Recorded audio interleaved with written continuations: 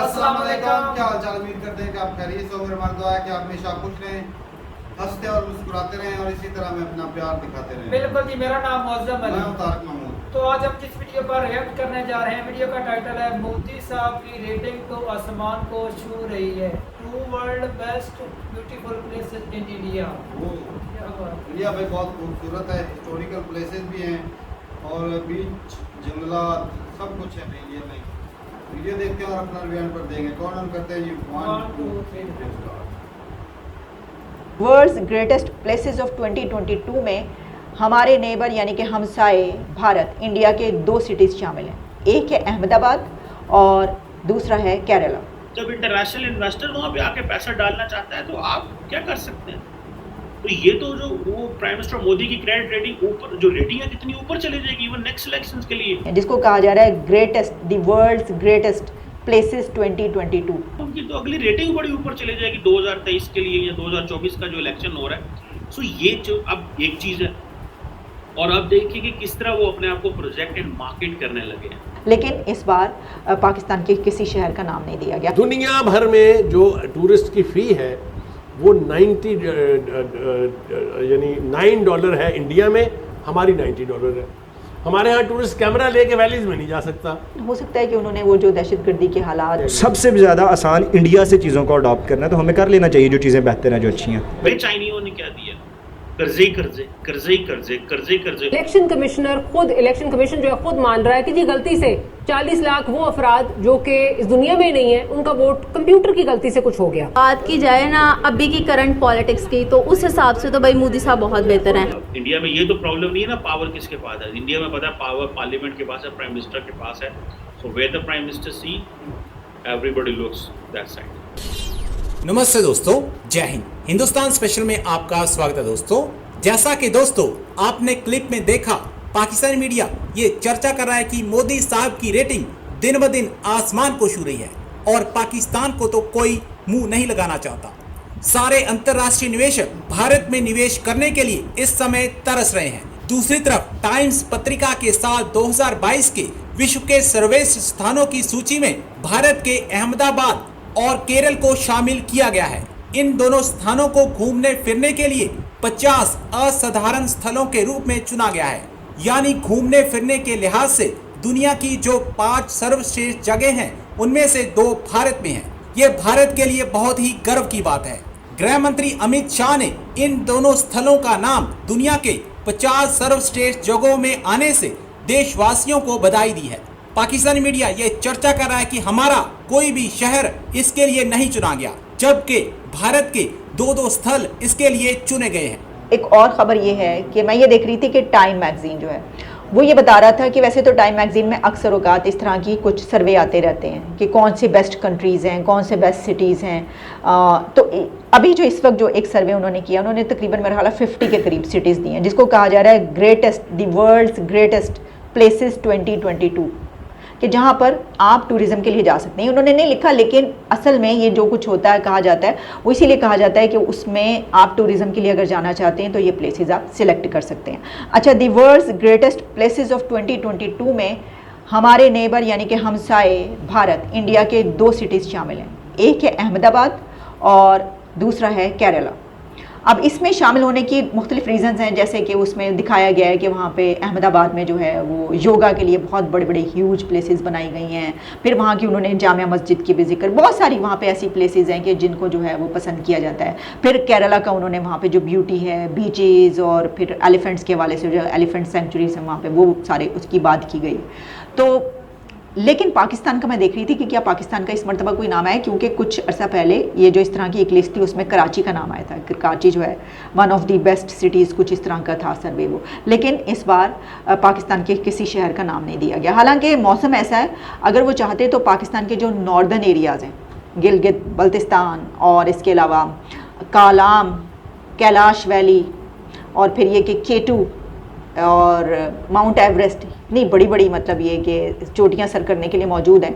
वैसे तो वहाँ पर जो है वो, लेकिन हो सकता है कि उन्होंने वो जो दहशतगर्दी के हालात हैं और ये सब सोच के बहर हर एक की मे बी कि नेक्स्ट टाइम वो दे दें, अगले सर्वे में शामिल कर दें, लेकिन इसमें कोई पाकिस्तान का शामिल नहीं है, भारत के 2 सिटीज़ शामिल हैं। जब इंटरनेशनल इन्वेस्टर वहाँ पे आके पैसा डालना चाहता है तो आप क्या कर सकते हैं? तो ये तो जो वो प्राइम मिनिस्टर मोदी की क्रेडिट रेटिंग ऊपर, जो रेटिंग है कितनी ऊपर चली जाएगी इवन नेक्स्ट इलेक्शंस के लिए। फॉरगेट अभी वो क्या कर रहे हैं, उनकी तो अगली रेटिंग बड़ी ऊपर चली जाएगी 2023 के लिए या 2024 का जो इलेक्शन हो रहा है। सो ये जो अब एक चीज़ है, और अब देखिए कि किस तरह वो अपने आप को प्रोजेक्ट एंड मार्केट करने लगे हैं। उधर वो क्वाड में बैठे हैं, इंडिया मिडल ईस्ट में जा रहा है, ये आपने देख लिया, इंटीग्रेटेड फूड पार्क्स की बात सुन ली। अब आगे सुने क्लीन एनर्जी के लिए जो क्या कर रहे हैं, जो प्राइम मिनिस्टर मोदी की जो होम स्टेट है गुजरात, वहाँ पे वो 300 मेगावाट जो है वो विंड एंड सोलर कैपेसिटी की जो है वो के प्रोजेक्ट्स लगाने लगे हैं, जो कि बैटरी जो है बैटरी एनर्जी स्टोरेज सिस्टम जिसका होगा। अब US trade and development agency जो है इसने एक फंड की थी फिजिबिलिटी with $330 मिलियन का यूएस का प्रोजेक्ट। अब इसमें यूएई की कंपनीज भी जो अपॉर्चुनिटीज़ तलाश कर रही हैं कि हमने ये क्रिटिकल नॉलेज एंड किस तरह हम इसके इन्वेस्टमेंट पार्टनर बन सकते हैं। सो फॉरगेट यहाँ पे कुछ भी नहीं है, यहाँ पे सिर्फ बिजनेस हो रहा है। So they are finding an opportunity, they are picking up India as a main country and we need to have resources and we need to have money and we need to market ourself. और ये लड़ाइयाँ लड़ना आपस में बंद करेंगे तो that's the only way. अब इंडिया में ये तो प्रॉब्लम नहीं है ना, पावर किसके पास है। इंडिया में पता है पावर पार्लियामेंट के पास है, प्राइम मिनिस्टर के पास है। So where the prime minister see everybody looks that side. So ये चीज़ें हैं। हमारा प्राइम मिनिस्टर जो देखता पता नहीं है, आज मैं इमरान खान साहब को सुन रहा था और वो कह रहे थे ओए चोर वज़ीर आज़म, ओए वज़ीर आला हमजा कुकड़ी। मतलब this is for the level of a Pakistani prime minister, the former prime minister who does a political campaign in Lahore and he names and shames his opponents with this way by naming them, by shaming them and by calling their bad names. तो इस तरह तो मुल्क नहीं चलते ना। अब जारी बात है, एक जैसे वो कहते हैं ना कि जी हमने इनोवेशन की बात करनी है, इंक्लूसिवनेस की बात करनी है and science based solutions to the food security की बात करता है अमेरिका, और वो साथ में इंडिया को भी पिक कर रहे हैं। और हमें चाइनीज़ों ने क्या दिया, कर्जे कर्जे कर्जे कर्जे कर्जे कर्जे। और हमारे लीडर तो बड़े खुश थे, शुक्र है कहीं से पैसा आया यार, पैसे ही नहीं आ रहा था। हम तो CPEC से बड़े खुश थे यार, एटलीस्ट शुक्र अल्हम्दुलिल्लाह कहीं से तो कोई पैसा आया है, क्योंकि पैसा तो कहीं से आ ही नहीं रहा था। अमेरिकन तो अफगानिस्तान छोड़ कर चले गए, तो हम तो ये कहते हैं या अल्लाह किधरे जंग होवे साड़ी लोड़ पवे, जे सानू जनाब जो साड़ी लोड़ पेगी तो असीं सानू भी 4 छिल्लू लग जांदी। So this is not how the world is working and this is not how you can feed your 220 million people at the end of the day. दुनिया भर में जो टूरिस्ट की फ़ी है वो 90 यानी $9 है इंडिया में, हमारी $90 है। हमारे यहाँ टूरिस्ट कैमरा लेके वैलीज़ में नहीं जा सकता। तो मैं इसकी तफसील लंबी आपको बयान कर सकता हूँ। पहले तो यही अजाब कम नहीं था, ऊपर से अब ये बाजोड़ का जो जरगा है उन्होंने आखिरी कील ठोक दी है। मतलब ये कि ना सिर्फ पाकिस्तानी ख़वातीन सयाह नहीं जा सकती उन इलाकों में, जब वो अपनी ख़वातीन को रोक रहे हैं तो बाहर की को कैसे जाने देंगे। ये हो क्या रहा है, ये हुज एजेंडा इज़ दिस। उनको रोकना चाह रहे हैं कि वो आना यहाँ बंद कर दो। खुदा के वास्ते मुल्क के ऊपर रहम करें, कौम के ऊपर रहम करें। तो इफ्तिखार साहब क्या करें, फिर क्या करें हम? ये मैं तो इस रवैये के सख्त मुखालफत करता हूँ। ख़वातीन को मैं इंसान समझता हूँ जिस तरह मैं अपने आप को इंसान समझता हूँ, मैं ख़ातून को भी उतने मुकम्मल इंसान समझता हूँ।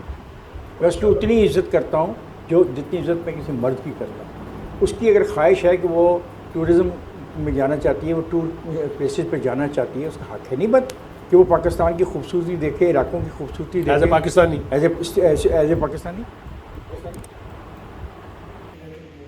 चलो जी, वीडियो ख़त्म हो गई। और सबसे पहले तो भाई आप लोगों को मुबारक हो कि आपके 2 सिटी जो है वो टॉप 50 में आए हैं कि सैर के लिए वो चुने गए हैं।